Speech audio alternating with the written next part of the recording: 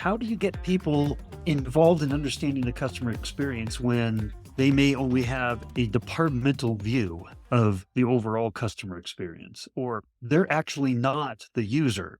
How do you get an experience that matches what the customers want across departments, frictionless?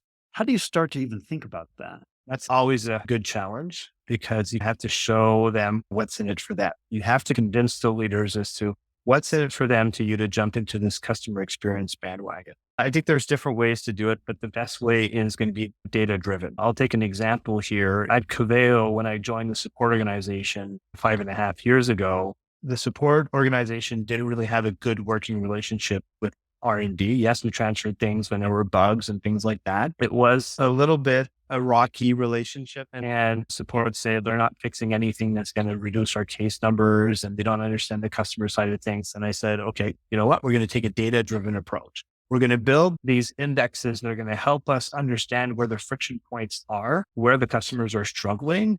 And then we're going to put we're going to put a dollar amount on it, on what it's costing the company and R&D to fix these. We're going to go to R&D with recommendations on saying, hey, if we make this part of the product more intuitive, if we make this part of the product more robust, you won't have to deal with these things anymore, which means you're going to be saving X amount of dollars, which means instead of doing maintenance and bug fixes, you'll be able to take those resources and drive innovation. It's switching it and saying, what's in it for you? When we think about it from a customer experience standpoint, it's the same thing. If you own part of the digital engagement program and you have to do a lot of maintenance and this and that, what if we took that digital property away from you where you don't have to manage the UI, you don't have to manage anything, you don't have to worry about that?